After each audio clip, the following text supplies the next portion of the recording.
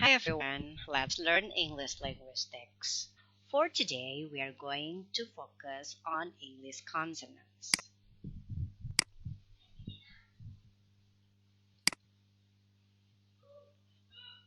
Do you remember our lesson about the organ of speech? Can you mention the name of these organ of speech? Starting from lungs, trachea or windpipe,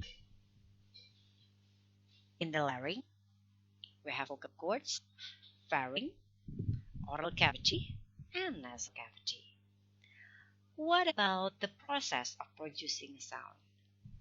Do you remember the aggressive pulmonic system?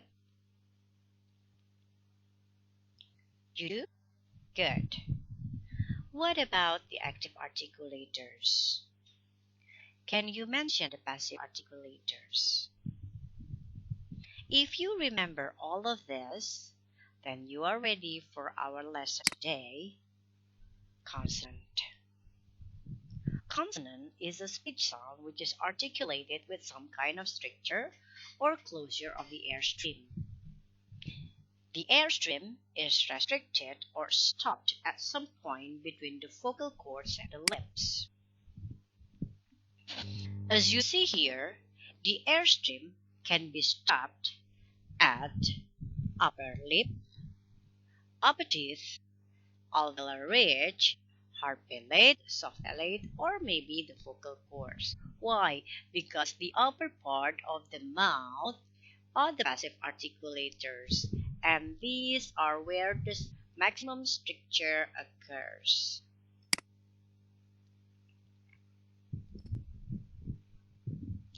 Now let's talk about the classification. Consonants can be classified based on the state of glottis, state of velum, place of articulation, and manner of articulation. The state of glottis. In the larynx, there are vocal cords, and vocal folds or the vocal cords can be in open position or closed position. When the vocal cords are closed, the airstream will force the vocal cords to open. That's why there is vibration. And the sounds produced when the vocal folds are closed are voice sounds. When the vocal cords are open, the air can go out freely. That's why there is no vibration. And the sounds produced are voiceless sounds.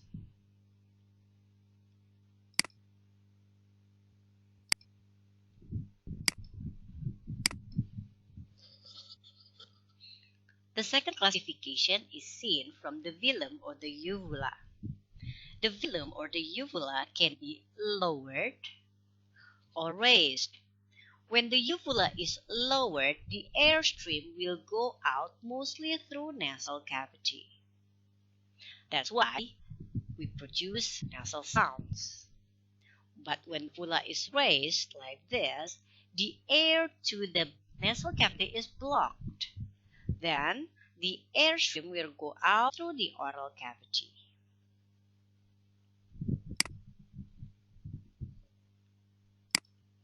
The third one is place of articulation. Place of articulation can be seen from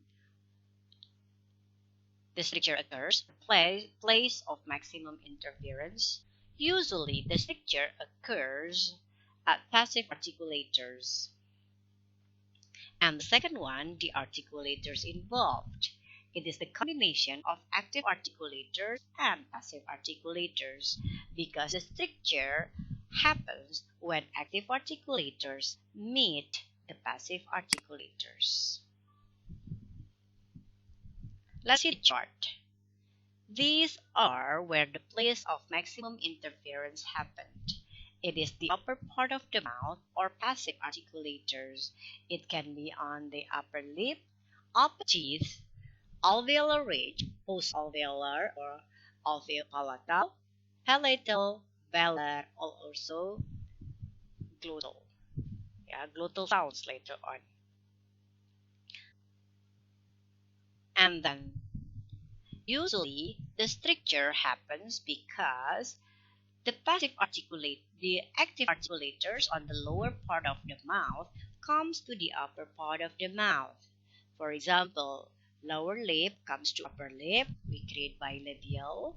And then, for example, low lip comes to the upper teeth and we produce labiodental. And then, for example, the tip of the tongue comes to the alveolar ridge, plate of the tongue comes to the post-alveolar, the front of the tongue comes to the hard palate, back of the tongue comes to the soft palate. Let's look at the chart closely. Here, let's suppose this one is the upper part of the mouth or the passive articulators. This part is lower part of the mouth or active articulators. When lower lip comes to the upper lip, bilabial sounds are produced. When lower lip comes to the upper teeth, we produce labiodental sounds. When tip of the tongue comes to the upper teeth, then we have dental or interdental sounds. When tip of the tongue comes to the alveolar ridge, then we have alveolar sound. When blade of the tongue comes to the alveopalatal, we have alveopalatal sounds. But when front of the tongue comes to the hard palate, we have palatal sound. When back of the tongue comes to the soft palate, we have velar sounds. The last one is vocal cords. Vocal cords, when they come close and make a brief closure, they will have glottal sounds. Do you see the naming of this place of articulators? Okay, the place of articulation is mostly named after the passive articulators here.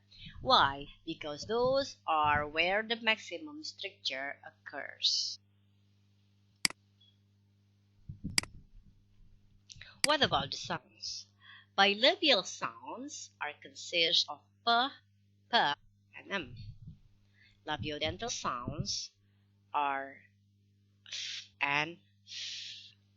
Dental consists of f and z. In the alveolar, we have t, t, s, z, n, r, and o. In the first alveolar, we have sh and sh. Palatal sound is only one, that is y. In velar sounds, we have k, k, and w. Please notice that some experts also categorize w as bilabial sound. The last one is glottal sound. Glottal sound consists of and the glottal sound. The last one is manner of articulation.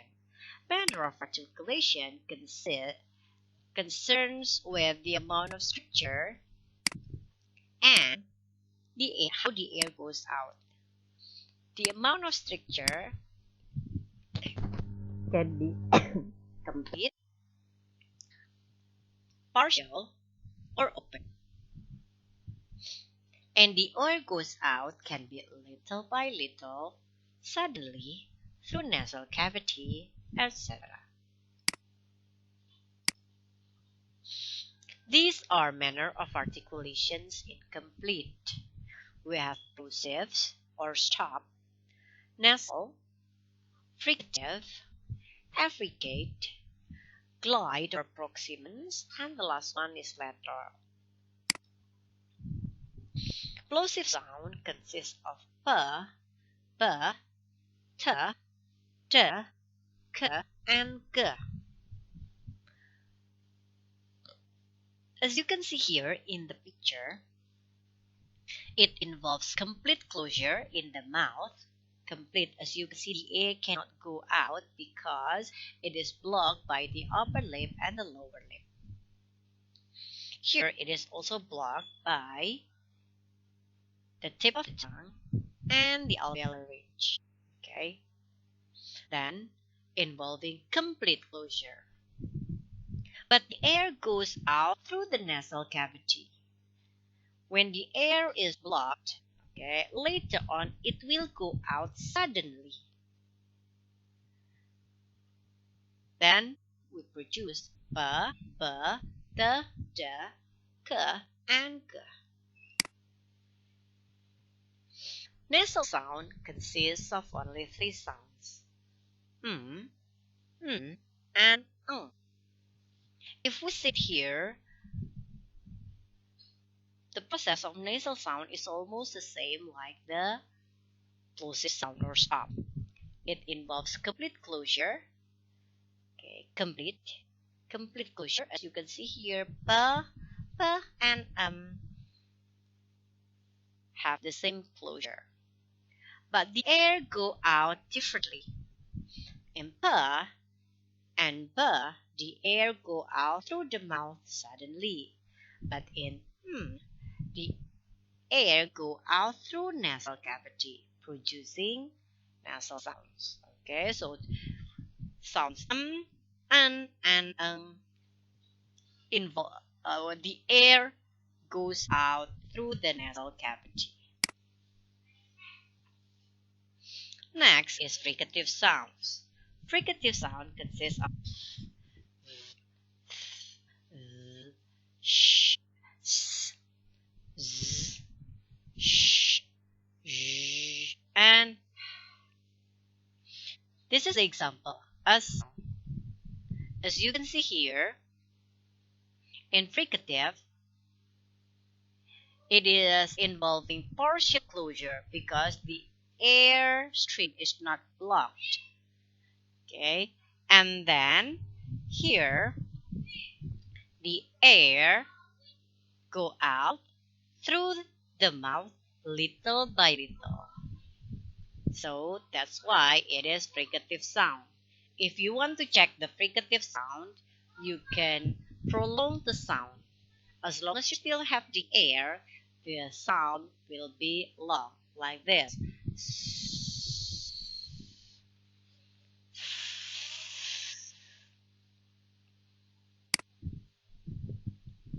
The third one is affricate. Affricate means a combination of plosive and the fricative. The amount of structure is like the plosive one, complete. But the air go out through the mouth little by little, just like the fricative. As you can see here, the sound, it is one, each of them is one sound, okay? But the combination is from t because complete closure and the air goes out like sh and z. Next is glide or approximants. Glide or approximants consists of r, y, and w. Approximants because it is almost like a semi-vowel. Yeah, semi-vowel. Okay? R is like y is like e, and w is like u. Okay? As you can see here, the amount of structure is relatively open. And the air goes out by gliding. That's why it is called glide or mostly semi-vowel.